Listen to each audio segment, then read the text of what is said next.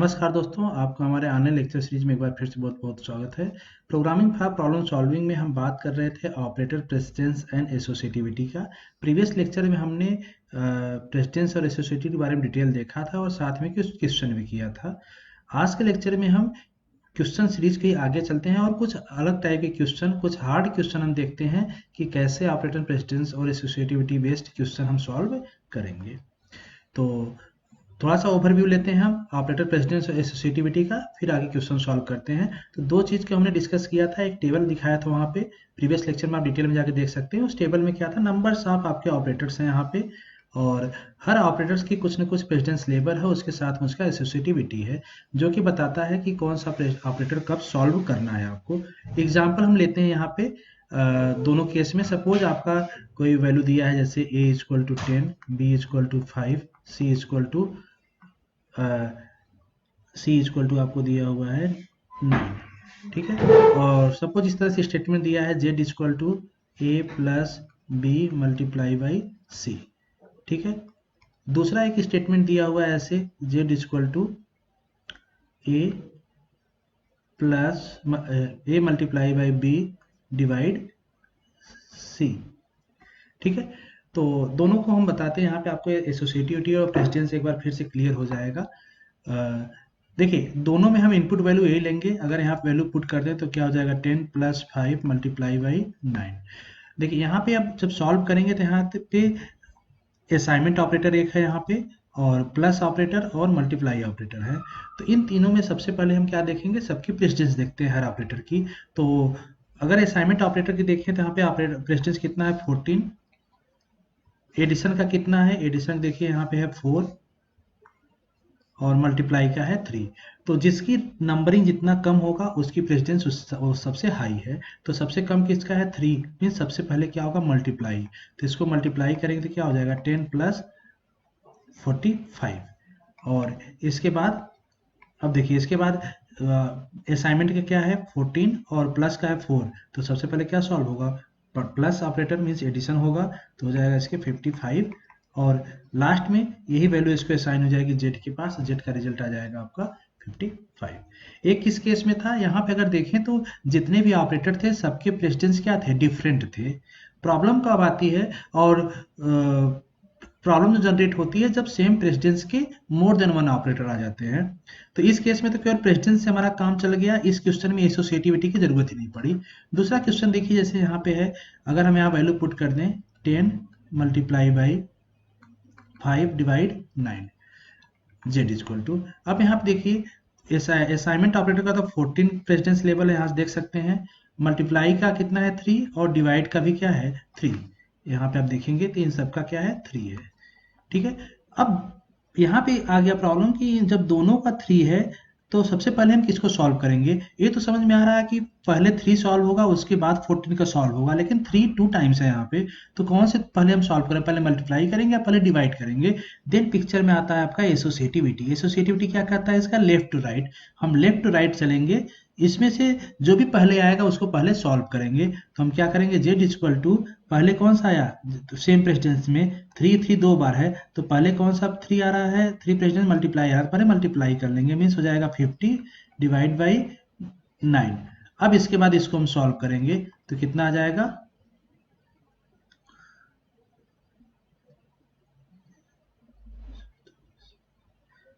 आ जाएगा रिजल्ट इसका 5। अगर इंटीजर में लेके चलते हैं तो जेड की, अगर इंटीजर लेके चलते हैं जेड में, तो इंटीजर वैल्यू आ जाएगी इसकी 5, ठीक है। तो जेड की वैल्यू कितनी हो जाएगी, इस तरह से 5 हो जाएगी। तो आपको समझ में आ गया होगा एसोसिएटिविटी का रोल कब आता है। नेक्स्ट हम देखते हैं क्वेश्चन कुछ आज फिर से। तो यहाँ पे कुछ क्वेश्चन है, साथ में उसके आंसर भी दिया हुआ है। आप इसको खुद से सॉल्व कर सकते हैं और चेक भी कर सकते हैं, आंसर अपना मैच भी कर सकते हैं। फिलहाल हम इसको जल्दी से हम सॉल्व कर देते हैं ताकि आपको और क्लियर हो जाए। प्रोसेस के साथ सॉल्व करते हैं।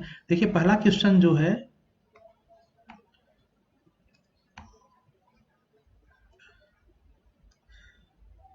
पहला क्वेश्चन में है, एक ए वेरिएबल लिया जिसकी वैल्यू 5 है, बी की वैल्यू कितनी है, 5। बी भी लिया, बी की वैल्यू 5 है। ध्यान दीजिए पहला प्रिंट स्टेटमेंट क्या कर रहा है, %d प्लस प्लस ए कामा बी माइनस माइनस। तो यहाँ पे ए के साथ क्या लगा है, प्रीफिक्स, मीन्स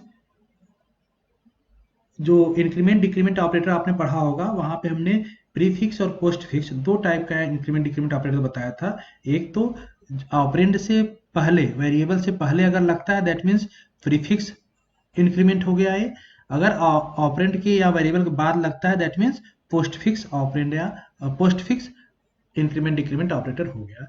तो यहाँ पे देखिए प्लस प्लस ए है, प्लस प्लस ए मतलब कि ये प्रीफिक्स है, तो प्रीफिक्स मतलब क्या करता है, पहले वैल्यू इंक्रीमेंट करेगा देन इसको एग्जीक्यूट करेगा।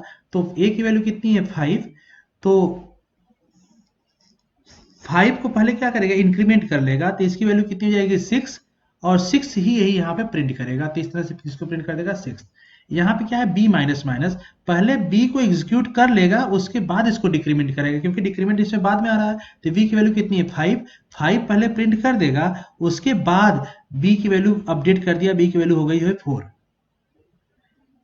ध्यान दीजिए प्रिंट करने के बाद अपडेट कर रहा है। यहाँ पे अब दूसरी लाइन में देखिए फिर से आ रहा है प्रिंट ए बी, तो ए की वैल्यू यहाँ पे अपडेट होकर आई थी 6 ही प्रिंट करेगा यहाँ पे, लेकिन बी की वैल्यू यहाँ पे 5 प्रिंट करने के बाद अपडेट होकर कितनी हो चुकी थी, आप देखिए 4, तो यहाँ पे कर देगा 4 प्रिंट। थर्ड, चलिए थर्ड लाइन में देखिए क्या है, प्लस प्लस ए, फिर से प्लस प्लस ए है, ए की वैल्यू कितनी थी 6 आपकी थी, ए की वैल्यू थी, ए बी की वैल्यू थी, तो 6 फिर से इंक्रीमेंट किया ए को, उसके बाद प्रिंट करेगा, तो 6 से क्या हो गया 7, और बी प्लस प्लस है मतलब पहले बी को एग्जीक्यूट कर लिया उसके बाद इंक्रीमेंट करेगा, क्योंकि प्लस प्लस उसके बाद है ना, तो पहले हम क्या किया सेव 4, बी की वैल्यू जैसे था वैसे प्रिंट कर लिया, प्रिंट करने के जस्ट बाद इसकी वैल्यू क्या अपडेट कर दिया 5 कर लिया। तो अब हम दोबारा जब इसको प्रिंट कर रहे हैं यहाँ पे ए बी की वैल्यू, तो ए की वैल्यू तो 7 प्रिंट करेगा यहाँ से, लेकिन ए बी की वैल्यू ए वाला प्रिंट करेगा जो अपडेट हुआ है। तो इस तरह से आपका आउटपुट आ जाएगा। आप इस प्रोग्राम को रन करा के भी चेक कर सकते हैं। सेकंड क्वेश्चन देखिए, सेकंड क्वेश्चन में 3 वेरिएबल हैं X Y Z, X equal to लिखा है 8 प्लस प्लस, ध्यान दीजिए ये 8 है, 8 प्लस प्लस लिखा हुआ है। सेकेंड स्टेटमेंट लिखा y equal two plus plus x और प्लस प्लस, मतलब प्रीफिक्स और पोस्ट फिक्स दोनों अप्लाई कर दिया गया इस पे। z इक्वल टू क्या है x plus Y minus minus, ठीक है, यहाँ पे प्रिंट दिया हुआ है। तो यहाँ पे अगर आप इसको रन कराएंगे प्रोग्राम, तो रन कराने में आएगा एरर। एरर क्या चीज का आएगा, ध्यान दीजिए यहाँ तीनों लाइन में कुछ ना कुछ एरर है। ऐसे प्रॉब्लम ट्रिकी क्वेश्चन होते हैं जो एग्जाम में आपके 2 मार्क्स में पूछ दिए जाते हैं। तो देखिए 8 प्लस प्लस है, कभी भी किसी कांस्टेंट के साथ रूल होता है कि किसी भी कांस्टेंट वैल्यू के साथ इंक्रीमेंट डिक्रीमेंट वैल्यू नहीं लग सकता ऑपरेटर, ये केवल किसी वेरिएबल के साथ लग सकता है, जैसे a plus plus B plus plus, constant के साथ जैसे 8 हो गया 9 हो गया, ऐसे प्लस प्लस या माइनस माइनस ऐसे नहीं लग सकता कांस्टेंट के साथ, इसलिए इस लाइन में एरर है। दूसरा, किसी भी सेम वेरिएबल पे, जैसे यहाँ पे x लिखा है प्लस प्लस है, प्लस प्लस एक्स और एक्स प्लस प्लस, यहाँ पे इंक्रीमेंट प्री और पोस्ट दोनों इंक्रीमेंट ऑपरेटर लगा है, तो सेम वेरिएबल पे प्री और पोस्ट एट ए टाइम नहीं लग सकता, ये भी एरर है आपका। दूसरा, जो यहाँ पे x plus Y minus minus है, ये किसी भी एक्सप्रेशंस के साथ, देखिए माइनस माइनस मतलब डिक्रीमेंट ऑपरेटर है, डिक्रीमेंट ऑपरेटर किसी भी एक्सप्रेशंस के साथ जैसे x प्लस वाई है ऐसे नहीं लगेगा, ये केवल वेरिएबल के साथ। अगर सिंपली x प्लस प्लस होता तब तो ठीक है, या y प्लस प्लस होता तब तो ठीक है। अब यहाँ पे x प्लस कर दिया गया मतलब एक एक्सप्रेशंस हो गया, इसके साथ इंक्रीमेंट डिक्रीमेंट नहीं लगेगा, तो इस तरह से इसमें क्या है एरर है, ये रूल्स होता है, तो इसको ध्यान रखना आप लोग। नेक्स्ट क्वेश्चन है आपका, a की वैल्यू लिया 4, b की वैल्यू 8, c की वैल्यू 3, d की वैल्यू 9, z वेरिएबल लिया।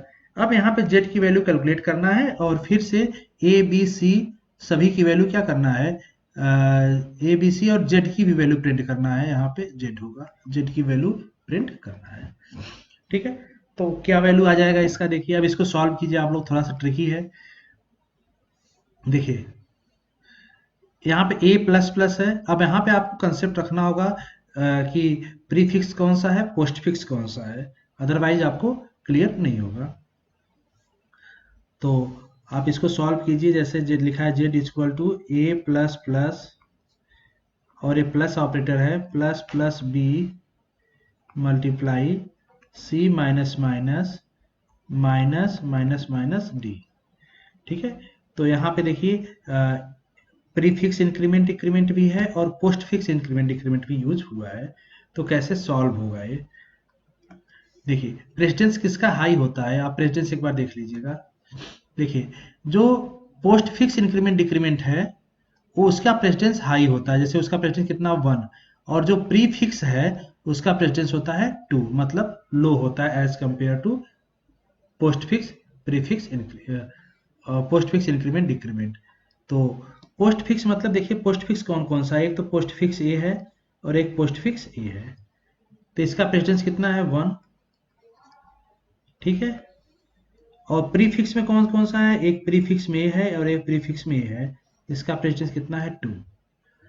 तो पहले कौन सा सॉल्व होगा, पहले 1 प्रेसिडेंस का सॉल्व होगा, इसके बाद 2 प्रेसिडेंस का सॉल्व होगा, ठीक है। और ये प्लस है, यहाँ पे मल्टीप्लाई है, माइनस है, इसको हम एज पर रूल पहले आपका जैसे मल्टीप्लाई कितना होता है 3 और प्लस और माइनस कितना होता है प्रेसिडेंस 4, इस तरीके से हम इसको सॉल्व करेंगे। तो a प्लस प्लस, तो a प्लस प्लस, तो a की वैल्यू कितनी है, a की वैल्यू कितनी है आप देखिए 4 है, ठीक है। तो यहाँ पे लेगा पहले पहले किसको देखिए, यहाँ पे एसोसिएटिविटी भी इसका देख लीजिएगा आप साथ में। देखिए जो पोस्ट फिक्स इंक्रीमेंट डिक्रीमेंट है, मतलब जिसका प्रेसिडेंस 1 है वो लेफ्ट टू राइट चलेगा, और जिसका प्रेसिडेंस 2 है जो प्री फिक्स इंक्रीमेंट डिक्रीमेंट है ये राइट टू लेफ्ट चलेगा, ये भी ध्यान रखना है आपको। तो लेफ्ट टू राइट चलेगी तो सबसे पहले a प्लस प्लस आया और c माइनस माइनस आ रहा है, इन दोनों का ये दोनों आपका कितने हैं, ये आपके पोस्ट फिक्स में है। तो a इसकी a कितना बन जाएगा आपका, देखिए यहाँ पे हो जाएगा a प्लस प्लस मीन्स यहाँ पे हो जाएगी value, hand to hand solve करेंगे, अपडेट भी करते जाएंगे वैल्यू। a प्लस प्लस है तो a की वैल्यू देखिए, a की वैल्यू एक तो पोस्ट फिक्स है, पोस्ट फिक्स में क्या होता है पहले वैल्यू यूज होगा उसके बाद इंक्रीमेंट डिक्रीमेंट होगा। तो इस सेंटेंस में a प्लस प्लस है तो a की वैल्यू कितनी है 4, तो यहाँ 4 होगा, और a की वैल्यू इसके बाद अपडेट कर, a की वैल्यू इसके बाद अपडेट कर लेगा, यहाँ पर वैल्यू हो जाएगी 5। इस एक्सप्रेशन में 4 यूज होगा, प्लस प्लस प्लस b, अभी ये प्रीफिक्स है इसको हम बाद में देखते हैं क्योंकि इसका प्रेसिडेंस 2 है, multiply c minus minus, c की वैल्यू कितनी है 3 है, तो पहले 3 यहाँ पे यूज हो जाएगा और c की वैल्यू बाद में अपडेट होके यहाँ हो जाएगा 2, ठीक है। माइनस माइनस माइनस d है, ठीक है।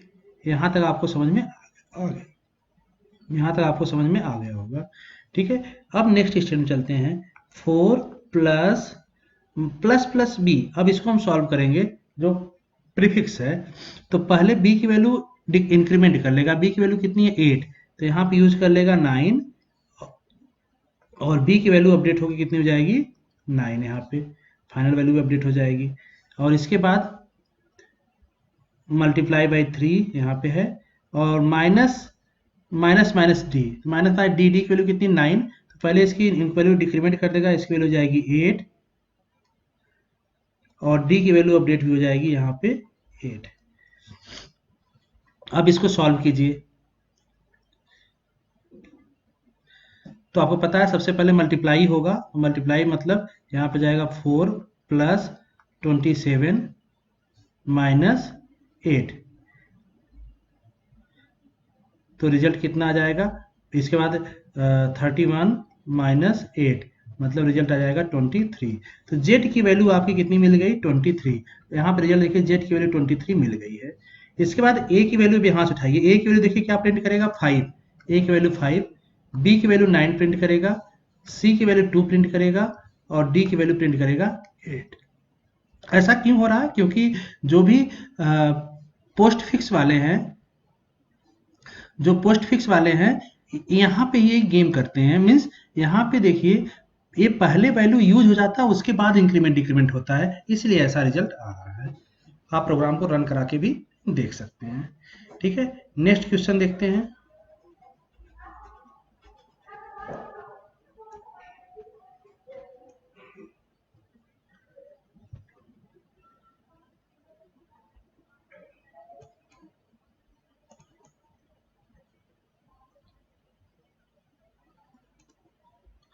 नेक्स्ट क्वेश्चन देखिए, यहाँ पे integer a equal to 14 b से लिया है, a equal to a modulo 5, तो जाहिर सी बात है a की वैल्यू कितनी हो जाएगी, a की वैल्यू कितना 14 है, 14 मॉडलस 5 मीन्स 4 हो जाएगी, तो ये तो समझ में आ रहा है कि a की वैल्यू 4 हो जाएगी, ठीक है। b equal to a by 3, A की वैल्यू कितनी हो के रिजल्ट आई है, अभी देखिए आप 4 आई है, तो 4/3 अगर हम करेंगे तो इसकी वैल्यू हो जाएगी 1। ठीक है, यहाँ पे वैल्यू आ जाएगी 1। ठीक है, c equal to a/5 modulo 3। तो a की वैल्यू कितनी थी, a की वैल्यू है 4। 4/5, 4/5 मतलब यहाँ पे ध्यान दीजिए 4 डिवाइड बाई 5, तो इसकी वैल्यू जाएगी आपके 0 आ जाएगा इंटीजर में, क्योंकि a की वैल्यू लेस देन 5 है और मॉडुलस निकालेंगे 3, तो आपका a भी आ जाएगा 0, कोई भी आपका रिमाइंडर नहीं आएगा। ठीक है, तो ये तो इजी था। यहाँ पे भी ऐसे आप कैलकुलेट कर सकते हैं, इजी। देखिए वैल्यू केवल दिया हुआ है, ए बी सी की वैल्यू दिया हुआ है, यहाँ पे वैल्यू पुट करेंगे और उसी रूल से आप देखेंगे कि पहले मल्टीप्लाई डिवाइड, यहाँ पे ऑपरेटर क्या क्या यूज हुए हैं, मॉडुलस हुआ है, मल्टीप्लाई हुआ है, डिवाइड हुआ है, सिंपल ऑपरेटर यूज हुए हैं जो आपके अर्थमेटिक एक्सप्रेशन है, तो इजिली आप कैलकुलेट कर लेंगे। रिजल्ट यहाँ पे लिखा हुआ है x इक्वल टू 16, 17 और y इक्वल टू 8, रिजल्ट आपका आ जाएगा। कोई डाउट हो तो क्वेश्चन आप कमेंट बॉक्स में पूछ सकते हैं, बता देंगे। बहुत इजी है, वैसे इसमें बहुत ज़्यादा दिमाग आपका नहीं लगाना है। यहाँ पे देखिए थोड़ा सा ट्रिकी क्वेश्चन है वाला, एक्स वाई जेड और के इक्वल टू आपका दे रखा है 10, के इक्वल टू क्या दे रखा है 10। अब यहाँ पे जो क्वेश्चन दिया है के इक्वल टू, या ध्यान दीजिए यहाँ पे दिया के प्लस इक्वल टू, इसका मतलब होता है K equal to K plus और वैल्यू यहाँ से x equal to 5 comma y equal to x plus 2 and z equal to x plus Y, इस तरह से है।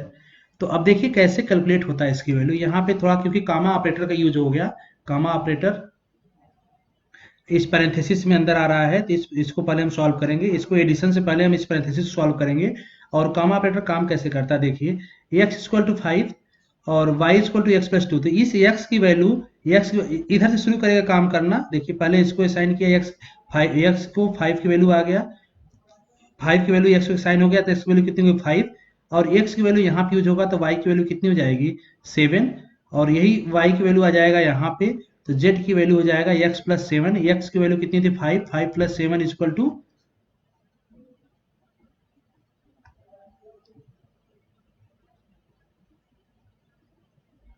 12।